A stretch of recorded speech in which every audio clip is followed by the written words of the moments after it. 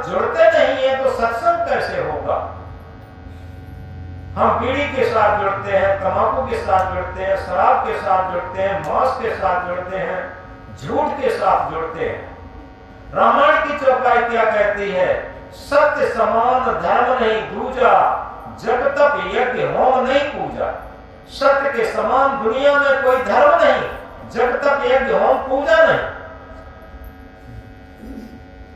तो इस तरीके से यथार्थ में जब हमारा मन बदलता है और मन के प्रति सत्य की निष्ठा ही सच्चा सत्संग है।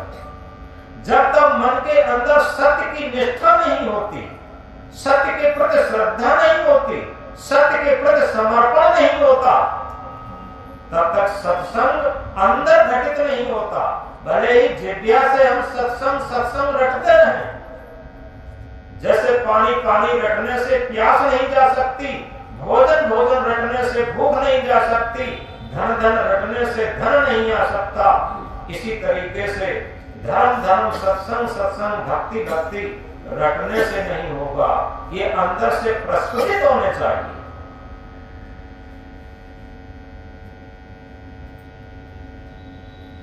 एक उदाहरण से समझेंगे। एक जगह जंगल में एक खजूर का पेड़ था और उस खजूर के पेड़ पर गया का घोंसला था। आप लोगों ने देखा होगा बबूल पर, खजूर पर ये गया घोंसला बनाते हैं। बहुत छोटी पक्षी होती है गया और बहुत अच्छा वो घोंसला बनाते हैं। उस पर घोंसला था। उसी रास्ते से एक हाथी रोज सरोवर में जल पीने जाता था। एक दिन क्या होता है, हाथी उसी खजूर के पेड़े से पहले उसने अपने शरीर को खुजलाया जिस पर गया का घोंसला था, और इसके बाद सूंड से उसने खजूर का पेड़ पकड़ करके खूब झकझोरा। गया के जो बच्चे थे, तो बच्चे थे पट पट ऊपर से गिरे और वो मर गए। अब उन बच्चों की मां, जो माता पक्षी गया थी, वो चीखती है, रोती, उसे चैन नहीं पड़ता जिसके बच्चे उसकी आंखों के सामने मरे। उसने भोजन भी नहीं किया। इसके बाद नर पक्षी आया जंगल से चुन करके जब आता है तो स्थिति देखता है कि घोंसला सहित बच्चे मर चुके हैं और उन बच्चों की मां चीख रही है, दुख में पीड़ित है। उसने अपनी भाषा में पूछा आखिर क्या होगा। तब उसने सारी बात बताई। तो एक बार उस नर पक्षी ने धैर्य बनाया, ये कहा चलो हो गया वो हो गया, अब धैर्य से काम लो, साहस से काम लो और अपना घोंसला फिर बनाएंगे और सब कुछ फिर हो जाएगा। लेकिन एक बार कम से कम इस हाथी को और इसकी पत्नी को बता दो कि बच्चों के मरने का मां को जितनी पीड़ा होती है उतनी पिता को नहीं होती और दूसरे को क्या हो सकती। मां उसकी पीड़ा समझती है। तो तुम एक बार जाके इस हाथी की पत्नी को बताओ। तो क्या होता है कि वो मादा पक्षी जहां हाथी और हथनी रहते थे, तो हाथी तो जंगल में चुनने गया था, हथनी वहां थी। तो उससे कहा कि देखो बहन, बच्चों की मां को बच्चों का गर्व ज्यादा होता है और महिला के दर्द को महिला भी ज्यादा समझती है। इसलिए आपसे एक निवेदन करने आए हैं और एक चेतावनी भी देने आए हैं। अब वो हथनी जागृत हो जाती है, छोटी सी चिड़िया क्या कह रही, तो उसने कहा क्या चेतावनी, कि चेतावनी निवेदन ये है कि देखो इस तरीके से हम लोग तो वैसे भी पशु हैं, बहुत वो पक्षी है बहुत छोटे, और मुश्किल से घोंसला बना करके अपने बच्चे परवरिश करते हैं, और तुम्हारे पतिदेव गए और खजूर को झकझोरा, हमारा घोंसला भी गिर पड़ा, हमारे दोनों बच्चे भी मर गए। अब कितनी पीड़ा होती होगी आप इसे समझते हैं। और हमारे पतिदेव ने कहा एक बार चेतावनी जरूर दे दो, और इसके बाद अगर वो नहीं संभलते हैं तब देखा जाएगा। तो हथनी को भी अहंकार आ गया, ये जरा सी चिड़िया और हमको और हमारे पतिदेव को कहती है कि जब नहीं मानेंगे तो देखा जाएगा, आखिर ये क्या कर लेगी। तो हथनी ने कहा जा देख लेना क्या कर लेगी तू। हमारे पतिदेव को ऐसा कहती, जरा सी चिड़िया। अब चिड़िया चली गई उदास होकर, निराश होकर, आंसू बहाते हुए, क्या करे। तो उस नर पक्षी ने अपनी भाषा में पूछा क्या हुआ, तो उसने बताई सब स्थिति। हमने बड़े निवेदन के साथ बात किया, वो तो हथनी बहुत अहंकारी थी, उसने जरा भी मेरी बात नहीं सुनी और ये कहा जब देख लेना तो क्या करेगी। अब उस नर पक्षी को भी क्रोध आ गया, क्योंकि कई बार निवेदन करने के बाद भी, कई बार सहन करने के बाद भी कोई आदमी नहीं मानता है, तो आखिर कहां तक क्या हो, उसे क्रोध जग गया। तो गया पक्षी जाता है जहां हाथी वही सो रहा था लेटा हुआ, उसके कान में जाकर के घुस गया,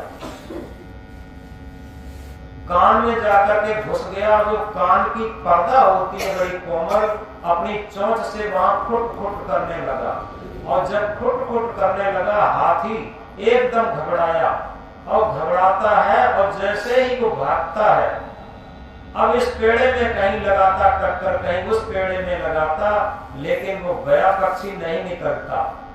अब वो तड़पता है दर्द के वजह से, क्योंकि कान की पर्दा में जो वो चोंच लगाता है बार बार तो बहुत दर्द होता। हाथी तड़पता है, चिंघरता है, लेकिन वो कुछ नहीं मानता।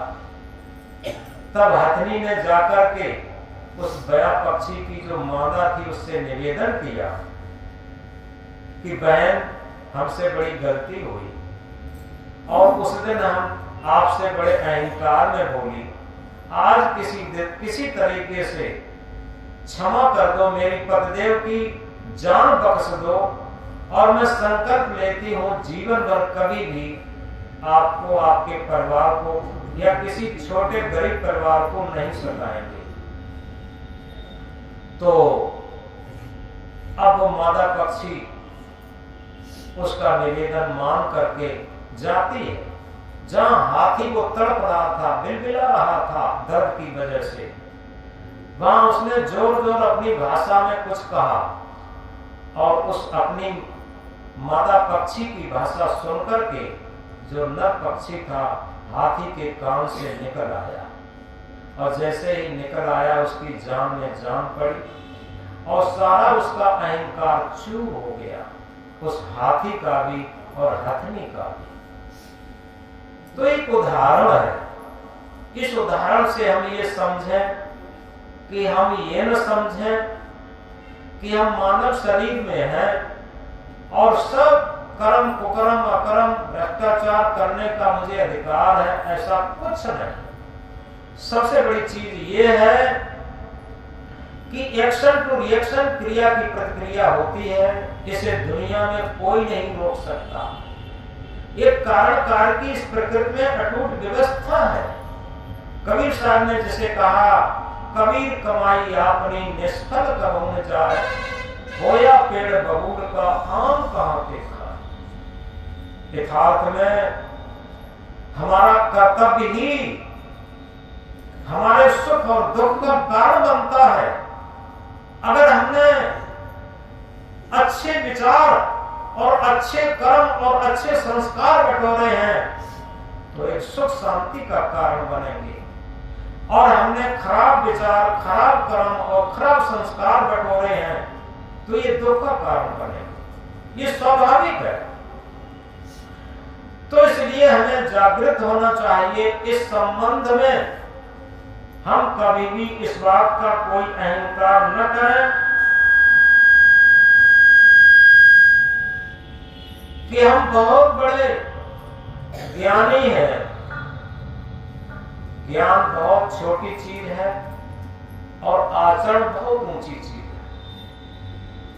क्योंकि ज्ञान तो केवल रटा जाता है, आचरण करनी और रहनी में उतारा जाता है।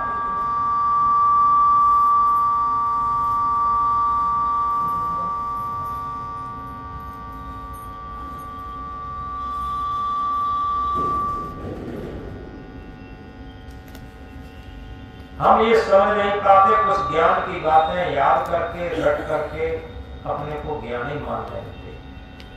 कबीर साहब इसे निग्लेक्ट करते।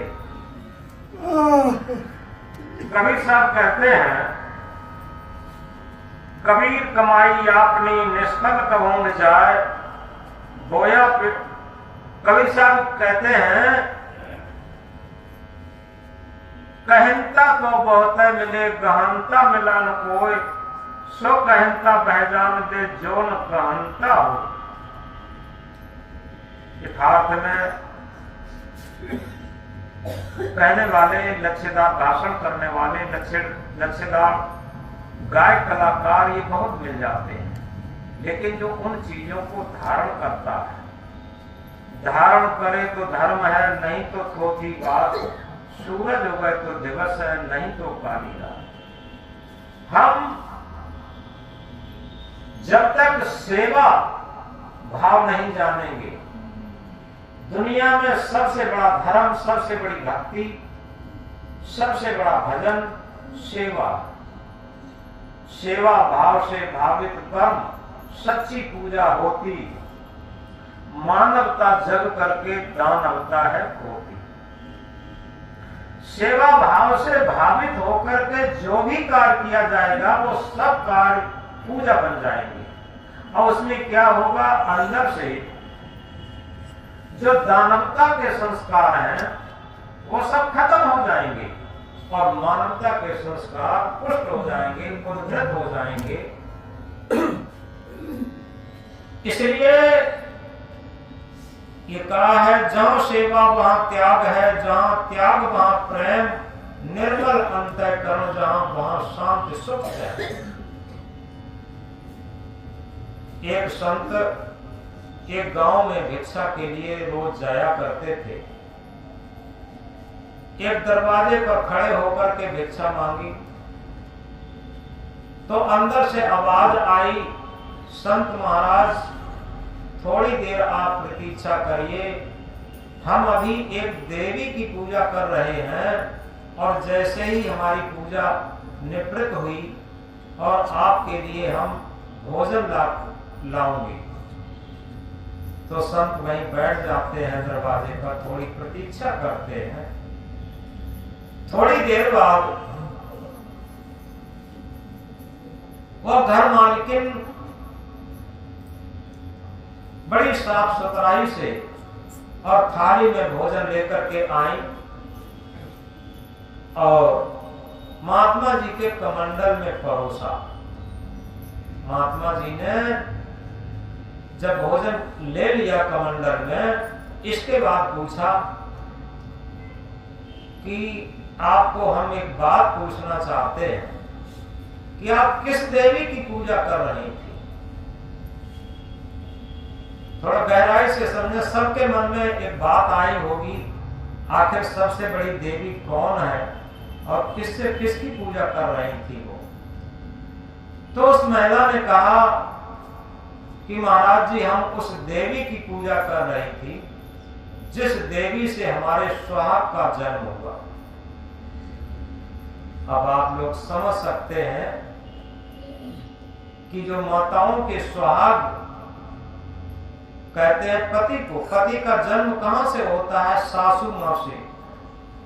वो बूढ़ी सासू मां की सेवा कर रही थी, वह सबसे बड़ी देवी है। अगर वो देवी ना होती तो सुहाग कहां से आता? लोग समझते ही नहीं। तो उन संत ने जब ये बात सुनी तो उनका हृदय गदगद हो गया और ये कहा कि तुम देवी की पूजा कर रही, लेकिन तुम खुद देवी स्वरूपा हो। क्योंकि मानवता की पूजा ही मानवता को जागृत करती। देवी की पूजा ही देवत्व प्रकट करता। तो इसलिए चाहे वो नर के रूप में हो, चाहे नारी के रूप में हो, जो पात्र है, सेवा के योग्य है, उसकी सेवा करना ये सबसे बड़ी पूजा है, सबसे बड़ा सत्संग है, सबसे बड़ा धर्म है। आज पात्र की सेवा कहां की जाती? सभी घरों के माता पिता वृद्ध, चाहे वो माता पिता के रूप में हो, चाहे सास ससुर के रूप में हो, किसी रूप में हो, उनकी सेवा नहीं होती, वो निग्लेक्ट ही होते। जब ज्ञान बहुत कम था, पढ़े लिखे लोग बहुत कम थे, पूजा पाठ बहुत कम होता था, कथा भागवत सत्संग बहुत कम होते थे, तब लोग धार्मिक थे। हमारे विद्यार्थी जीवन में हम समझते थे घर में जो बड़े बूढ़े लोग थे उनका बहुत सम्मान होता था। और हमने एक बात देखी थी, परिवार कंबाइंड रहते थे, सब साझे अधिकतर लोग रहते थे। और जो माँ भोजन बनाती थी, सब्जी परोसते परोसते, क्योंकि बहुत लोगों को परोसना पड़ता था, कदाचित सब्जी खत्म हो गई तो वो चटनी बट के रोटी खा लेती थी, कभी शिकायत नहीं करती थी आज मुझे सब्जी नहीं मिली। तब धर्म था, भक्ति थी, सत्य का उद्घाटन था, सत्संग का प्रभाव था। लेकिन आज जितना ही मौखिक सत्संग ज्यादा हो गया, दो चीजें होती है, थ्योरिकल और प्रैक्टिकल। किसी चीज का थ्योरिकल ज्यादा बढ़ जाता है तो प्रैक्टिकल घट जाता है, और जब थ्योरिकल कम हो जाता तो प्रैक्टिकल बढ़ जाता। अपने आप ये नियम है। तो इस तरीके से सदगुरु कह रहे हैं, कुंभ है बांधा जल रहे, जल बिन कुंभ न होय, ज्ञान बांधा मन रहे, मन बिन ज्ञान न हो। एक अर्थ में घड़े में पानी को बांध सकते, लेकिन पानी के बिना घड़ा बन नहीं सकता। और ज्ञान से मन को बांधा जा सकता, लेकिन मन के बिना ज्ञान हो भी नहीं सकता। आखिर सच बात यह है कि ज्ञान का जो स्रोत है वो गुरु होता, और हमारी अंतरात्मा हमारा सच्चा गुरु है। गुरु कहते हैं जो अंधकार से प्रकाश की तरफ, मरण धर्म से जीवित धर्म की तरफ लाए। तो आत्मा ही एक ऐसा गुरु है जिससे हमारा जीवन शुरू होता, और जिन्हें हम सदगुरु मानते हैं वो सदगुरु हमारे अंदर ही उस सदगुरु का साक्षात्कार कराते, जिस सदगुरु से हमारा जीवन जीवित रहता और जिस सदगुरु से हमारा जीवन शुरू होता। उस सदगुरु का बोध करवाते, उस सदगुरु को का साक्षात्कार करवाते। तो इसलिए मंत्र में क्या कहा, गुरु कुमार शिष्य कुंभ है, गड़गड़ काढ़े कोट, अंदर अंदर हाथ दे, बाहर बाहर छोड़। गुरु एक कुम्हार के समान होते हैं, कुम्हार जब चाक पर मिट्टी रखता है और घड़े का निर्माण करता है तो अंदर हाथ का सहारा लगाता और बाहर से एक पटली से चोट भी मारता। उसके चोट इसलिए मारता जो भी उबड़ खाबड़ जगह है उसे निकालता है। इसी तरीके से गुरु जब शिष्य को भक्त को गढ़ते हैं तो अंदर आत्मिक सहारा देकर से ऊपर से शक्ति भी बरतते हैं, अनुशासन भी बरतते हैं और उस शक्ति अनुशासन के आचरण में ढाल करके तब वो अमृत रूपी ज्ञान उसे देते हैं। जब तक शिष्य उस अनुशासन की कसौटी में कसता नहीं है तब तक उसे अमृत बोध नहीं मिलता, जिस अमृत बोध से जीवन सार्थक होता। तो इसलिए सदगुरु की अनुशासन की बात को हम अंदर से सहज स्वीकार करें। जो हमें सूत्र बताए हैं, जो हमें अनुशासन दिया है, जो हमारा जीवन निर्दोष बनाने के लिए कहा है। क्यों? एक महामंत्र में कहा है, तन की जाने मन की जाने, जाने चित्त की चोरी, और वह साहेब से का छिपो है जबकि हाथ में जीवन डोरी। यथार्थ में हमारे अंदर जो साहेब है सत्य आत्मा, हम दुनिया से सारी पत्नी से छिपा सकता, पत्नी पति से छिपा सकती, गुरु शिष्य से छिपा सकता, शिष्य गुरु से छिपा सकता, पुत्र पिता से छिपा सकता, पिता पुत्र से छिपा सकता, लेकिन अपनी अंतरात्मा रूपी साहिब से हम क्या छिपा सकते बताओ। और उसी के हाथ में जीवन डोरी है। वो तन की भी जानता है, मन की भी जानता है और चित्त की चोरी भी जानता है, सब कुछ जानता, हर श्वास की जानता, हर क्षण की जानता। क्या नहीं जानता? वो सत्य साहेब जो हमारे अंदर आत्म परमात्मा रूप में विराजमान है, वो सब कुछ जानता। और इसीलिए कहा, तन की जाने, मन की जाने, जाने चित्त की चोरी, और बस साहेब से का छिपो है जगह हाथ में जीवन डोरी। उसी साहेब के हाथ में जीवन डोरी है। तो हमें समझना चाहिए कि अगर हम जीवन में कोई भी विकार करते हैं, कोई भी छल कपट करते हैं, देखो रामायण की चौपाई क्या कहती है, निर्मल मन सोई जन मोह पावा, मोह कपट छल छिद्र न भावा। जिसका मन निर्मल है वही आत्म स्वरूप, परमात्म स्वरूप, राम स्वरूप को जान सकता है। अब जहां पर छल कपट है वहां पर अपना भी जीवन बेकार जाता है और उसके साथी का भी जीवन बेकार होता। तो इसलिए इस महामंत्र को हम अपने जीवन का एक मेन फाउंडेशन बनाएं कि निर्मल मन सोई जन मोह पावा, मोह कपट छल छिद्र न भावा। चाहे वो पत्नी के रूप में हो, पिता पुत्र के रूप में हो, गुरु शिष्य के रूप में हो, सास बहू के रूप में, किसी रूप में हो, वहां छल कपट अगर है तो निश्चित है ये छल कपट जीवन को दुख दारिद्र के अलावा कुछ नहीं देता। जितनी भी संपत्तियां हैं, रामायण की एक चौपाई बहुत प्रसिद्ध है, जहां सुमति तहां संपत्ति नाना, जहां कुमत तहां विपत्ति निदाना। जहां सुमति है, आपस में सामंजस्य है, प्रेम है, एकता है, संगठन है, आत्मीयता है, वहां सारी संपदा इकट्ठी हो जाती, किसी भी संपत्ति की कमी नहीं रहती। और जहां कुमति है वहां क्या कहा जाए, कौन सी विपत्ति, कौन सी कठिनाई कब आ जाए कुछ कहा नहीं जा सकता। तो इसलिए नार पुरुष दो एक मत होई, तिनको धर्म डिगे ना कोई।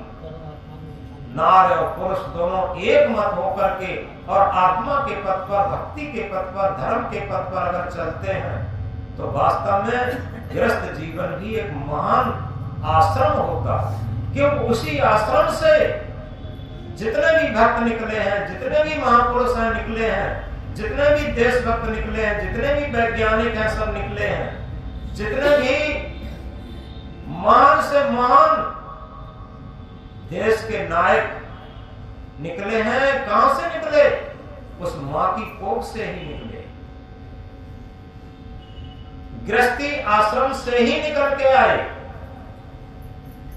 तो गृहस्थ आश्रम को कोई छोटा न माने, बहुत बड़ा है, लेकिन बड़ा तब है जब बड़े आचरण भी हो। बड़े आचरण के साथ अगर गृहस्थ जीवन है तो वहां से ध्रुव, प्रहलाद, मीरा, सबरी, राम, भरत, कृष्ण जैसे महापुरुष, महाभक्त भी निकल सकते, महावैज्ञानिक भी निकल सकते, महादेशभक्त भी निकल सकते।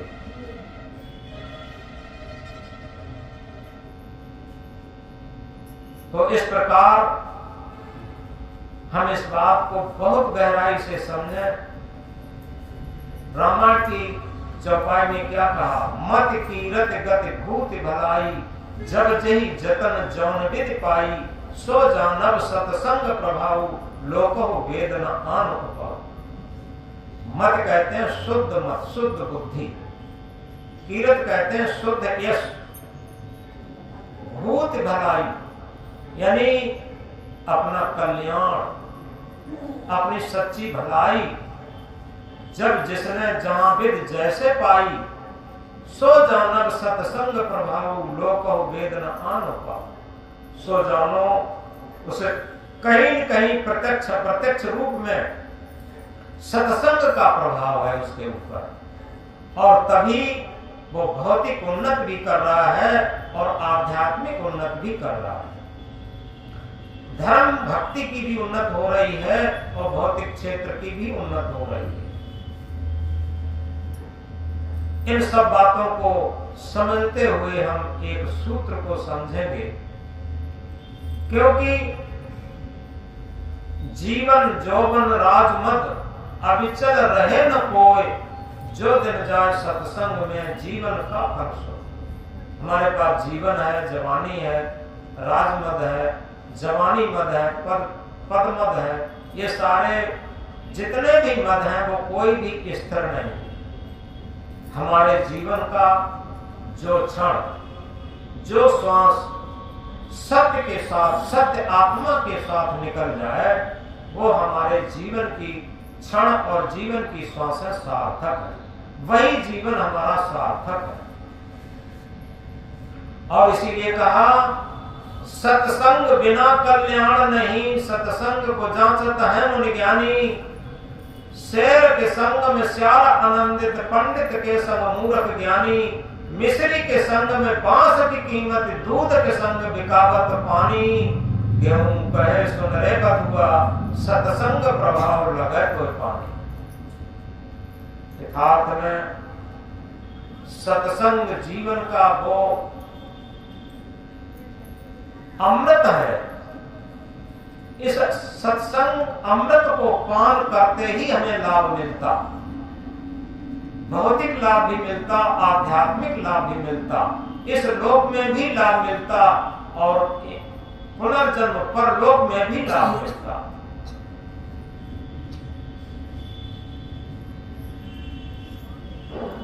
तो सत्संग, हमारा जीवन भी सत्संग के रूप में रहता है। हमने कई बार बताया सत्संग यानी सत्य का संग। ये शरीर अगर सत्य आत्मा का संग न किया होता तो ये जीवन ही नहीं होता। पूरा जीवन सत्य के संग से चल रहा है और फिर भी हम सत्य के संग का मूल्य नहीं देते। हम सबको मूल्य बना देंगे, लेकिन क्या कभी विचार करके देखा हम अपनी आत्मा की आवाज को भी सुनते? क्या अपनी आत्मा की आवाज को भी मानते? हम किसी शास्त्र की बात न माने, किसी संत गुरु की बात न माने, लेकिन आत्मा की अगर बात को मान के चलते हैं तो माता पिता की भी बात मानेंगे, संत गुरु की भी बात मानेंगे, शास्त्रों की भी बात मानेंगे। केवल आत्मा की आवाज को मानने से ही सबकी आवाज, सबकी बात मानी जाएगी। एक छोटी सी पद को कहकर के बात बंद करेंगे। मिलना हो तो हिलमिल लीजिए, यही दम का मेला है। दीपक है तो घट उजियारा, ज्ञान गुरु मन चेला। यथार्थ में हम प्रेम से हिलमिल करके रहें, गृहस्थी में है, भक्ति में है, जहां भी है, सबसे पहले आत्मीयता से मिलना सीखें, क्योंकि 2 दिन का मेला देखते हैं हमारी आंखों के सामने कितने लोग चले गए, रोज उठ उठ के जा रहे हैं यहां से, और सब कुछ छोड़ छाड़ के जा रहे, कुछ लेकर के नहीं जा रहे। एक प्रमाण भी यहां से साथ नहीं जाता। जो हमने अच्छे विचार, अच्छे कर्म और अच्छे संस्कार बटोरे हैं, वही हमारे सच्चे मित्र होंगे, वही हमारा सच्चा बैंक बैलेंस होगा, वही हमारा सच्चा धन भी होगा।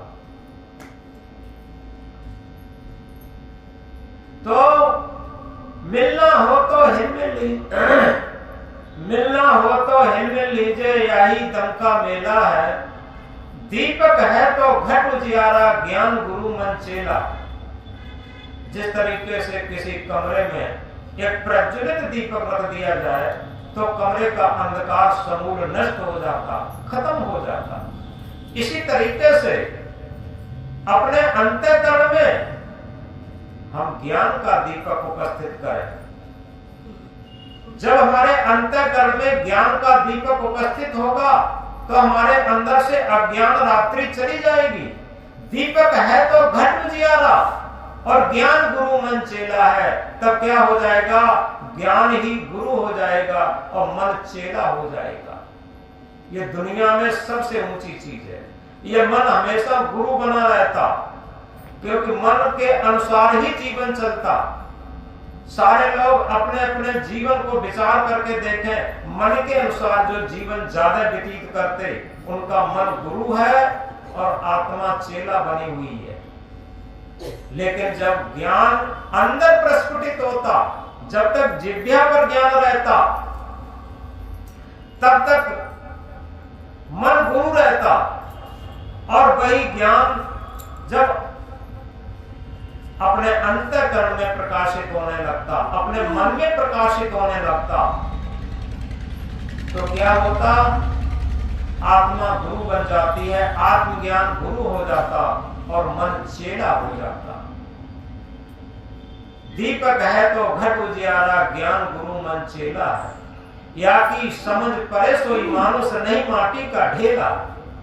इतनी समझ जिसके अंदर आ गई, उसके अंदर सत्संग प्रस्फुटित होने लगा, उसके अंदर धर्म प्रस्फुटित होने लगा, उसके अंदर भक्ति प्रस्फुटित होने लगी, उसके अंदर आत्मवाज बुलंद हो गई। या कि समझ परे सोई मानुष नहीं माटी का ढेला है। इतनी समझ जिसे नहीं पड़ी, वो तो मट्टी का ढेला समझो, कब फूट जाए कब क्या हो, कुछ नहीं। आगे क्या कहा? बौरा गांव अनोखी बस्ती, कोई हंसता कोई रोता।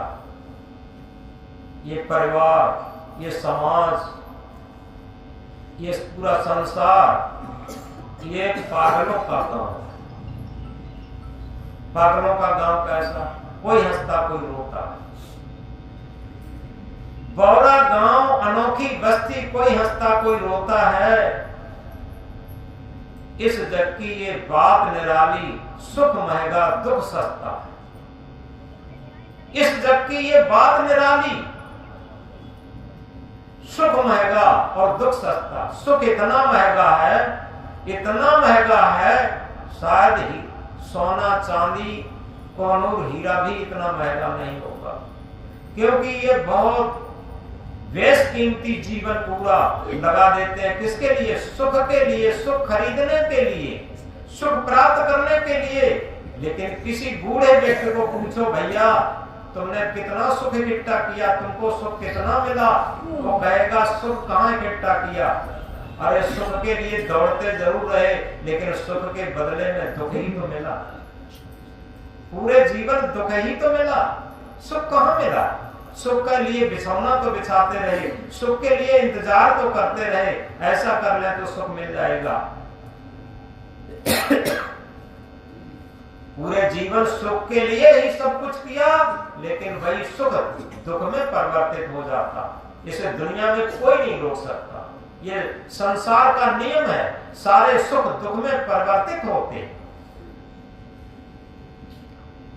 इस जग की ये बात निराली, सुख महंगा दुख सस्ता है। पूरा जीवन लगा देते हैं सुख के लिए, लेकिन सुख नहीं मिलता, और दुख कोई नहीं चाहता। पूरे जीवन दुख दुख दुख दुख रहता है, दुख उपस्थित रहता, और सुख गूगल का फूल रहता, सुख मिलता ही नहीं। सुख के लिए रात दिन दौड़े, लेकिन सुख मिला नहीं, और दुख हमारे पल्ले में रह जाता। तो इस जग की ये बात निराली, सुख महंगा दुख सस्ता। आगे क्या बताया? संत गुरु की बात न माने पाप में बरसता है। बहुत महत्वपूर्ण बात। माता पिता बड़े बुजुर्ग संत गुरु की बात नहीं मानते। क्यों? मन की गुलामी में चलते। मन उनका गुरु बना हुआ है, और मन की गुलामी में चलते, और मन की गुलामी में चल करके अपने जीवन को बहुत गौरवान्वित मानते। संत गुरु की बात माने पाप में बरसता है। चारों दिश में कीचड़ पानी, जो आया सो फंसता। चारों दिश क्या है? चतुष्ट अंतःकरण, चित्त मन बुद्धि अहंकार। चतुष्ट अंतर में कुवासनाओं का कीचड़ पानी हो गया है, नरक ही नरक बह रहा है अंदर, कुछ नहीं। चारों दिश में कीचड़ पाने, जो आया सो फंसता है। जिसने जन्म लिया वो इसी कीचड़ में फंसता चला जा रहा। संत गुरु की बात न माने पाप में बरसता है। चारों दिश में कीचड़ पानी, जो आया सो फंसता है। अमरापुर से आया बंदे, अमरापुर को जाना है। कहे कबीर सुनो भाई साधो, ऐसी लगन लगाना। अमरापुर क्या है? हम रोज बताते हैं, अहम शुद्ध चेतन ज्ञान स्वरूपम, अजर हम अमर हम अखंडम अनुपम। अजर अमर अखंड और सत्यम शिवम सुंदरम स्वरूप ही हमारा आत्म स्वरूप है। सत्य भी है, सुंदर भी है। दुनिया में कोई चीज सुंदर नहीं है, सारी चीज असुंदर हो जाती। ये जवानी जब तक रहती है, किशोरावस्था जब तक रहती है, शरीर सुंदर मालूम पड़ता है। जहां जवानी ढली, यही सुंदर शरीर अनस्वार्था लगने लगता। कोई पास नहीं बैठने देता, और न कोई पास बैठने देता। परिवार के ही लोग साथ छोड़ने लगते, दूर दूर हटने लगते। जब तक किशोरावस्था रहती है, जवानी रहती है, सब लोग पास पास बिठाते, पास बैठना चाहते, पास बुलाना चाहते। और जहां बुढ़ापा आया, दूर दूर सब करने लगते। तो इस तरीके से जो हमारा सत्यम शिवम सुंदरम स्वरूप है, आत्म स्वरूप, उस स्वरूप को तो हमने जीवन में उद्घाटित नहीं किया, उसका सदुपयोग नहीं किया, उसकी बात नहीं मानी, उसका चिंतन नहीं किया, उसका मनन नहीं किया, उसका अनुसंधान नहीं किया, उसकी स्थिति नहीं बनाई, उसका साक्षात्कार नहीं किया। केवल मन की गुलामी में बहते रहे। इसलिए सदगुरु जगाते हैं, अरे भाई तू तो अजर अमर अखंड अविनाशी है, अमरापुरवासी है, और उसी स्थिति में तुझे पहुंचना था। उस स्थिति को समझना था, उस स्थिति में तुझे पहुंचना था। कहे कबीर सुनो भाई साधो, सभी लोग साधो हैं। ये बात को समझ करके इसे साधो, इस पर चलो, इसका आचरण करो, और अमरपुर की स्थिति बनाओ, अजर अमर अखंड अविनाशी की स्थिति बनाओ। तो ये सच्चा सत्संग होगा, सच्ची भक्ति होगी, और सच्चा ज्ञान भी होगा, और सच्चा शांत जीवन होगा। तो हमने शुरू में एक बात बहुत महत्वपूर्ण कही थी, कुंभ है बांधा जल रहे, जल बिन कुंभ न होए। ज्ञान है बांधा मन रहे, मन बिन ज्ञान न होए। जीवन में हमारे मन का बहुत बड़ा मूल्य है, लेकिन उस मन को हम सुंदर मन नहीं बनाते। जीवन में हम कपड़े सुंदर पहनेंगे, गहने सुंदर पहनेंगे, भोजन सुंदर करेंगे, महल मकान सुंदर बनाएंगे, घोड़ा गाड़ी वाहन सुंदर करेंगे, सारी चीजें सुंदर करेंगे, रोज रोज चेहरा सुंदर बनाएंगे। क्या हम मन को सुंदर बनाने के लिए कोई टाइम निकालते हैं, कुछ समय निकालते हैं, या सुंदर मन को करने की जरूरत भी समझते हैं? हम एक लाइन दोहराते हैं, अब वो लाइन आप एक महामंत्र समझिए, उस लाइन को दोहराते हुए हम अपने मन को सुंदर बना सकते हैं। ये मन मंदिर सुंदर है, प्रभु इस